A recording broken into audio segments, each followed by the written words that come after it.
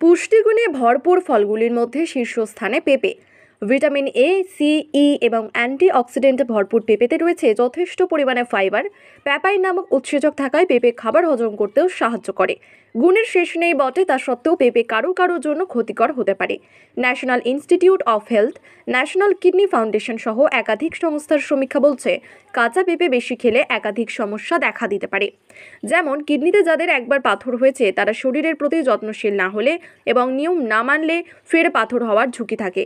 পাকা পেঁপেতে সমস্যা না থাকলেও অতিরিক্ত পরিমাণে কাঁচা বা আধকাঁচা পেঁপে খেলে পাথর হওয়ার ঝুঁকি বাড়তে পারে। পেঁপেতে থাকা ভিটামিন সি অক্সালেটে রূপান্তরিত হয়। ন্যাশনাল কিডনি ফাউন্ডেশনের তথ্য বলছে অতিরিক্ত অক্সালেট ক্যালসিয়ামের সঙ্গে জোট বেঁধে ক্যালসিয়াম অক্সালেট তৈরি করে, যেটি কিডনির পাথরের কারণ। সেই কারণেই কিডনিতে পাথর হলে তাদের ভিটামিন সি বুঝে খাওয়া দরকার। দ্বিতীয় প্রশ্নের উত্তরে বলা যায়, অন্তঃসত্ত্বা অবস্থায় অন্তঃসত্ত্বাদের পেঁপে খাওয়া নিরাপদ নয়। কাঁচা পেঁপেতে ল্যাটেক্স যুক্ত পদার্থ থাকে আর থাকে প্যাপাইন, যা যুগ্মভাবে গর্ভাশয় সংকোচনের কারণ হতে পারে। গর্ভাবস্থায় কাঁচা বা পাকা পেঁপে খেলে আচমকা প্রসব বেদনা উঠতে পারে। অ্যালার্জির সমস্যা।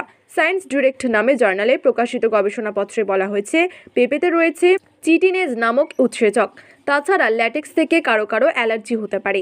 এক্ষেত্রে প্রথমে হাঁচি শুরু হবে, কারো ক্ষেত্রে এ থেকে শ্বাসযন্ত্রে প্রদাহ হতে পারে। কারো যদি ল্যাটেক্স অ্যালার্জি থাকে তবে তার কাঁচা পেঁপে এড়িয়ে চলাই ভালো। হার্টের পক্ষেও ক্ষতিকর হতে পারে। কাঁচা পেঁপেতে সাইনোজেনিক যৌগ মেলে, যা খুব অল্প পরিমাণে হলেও শরীরে হাইড্রোজেন সাইনাইডের নির্গমন ঘটায়। এই রাসায়নিকই অনিয়মিত হৃদস্পন্দনের কারণ হতে পারে। হার্টের রোগীদের নিয়মিত কাঁচা পেঁপে খেতে হলে চিকিৎসকের পরামর্শ নিয়ে মাত্রা জেনে নেওয়া দরকার। থাইরয়েডের সমস্যা। হাইপোথাইরয়েডের সমস্যায় যারা ভুগছেন তাদের কাঁচা পেঁপে খাওয়ার আগে পুষ্টিবিদ বা চিকিৎসকের সঙ্গে কথা বলে নেওয়া দরকার।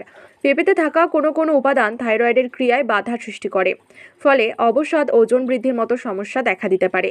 চিকিৎসক বা পুষ্টিবিদেরা বলেন উপকারী হলেও কোনো খাবারই বেশি খাওয়া ঠিক নয়, পরিমিত খেলেই সবচেয়ে ভালো।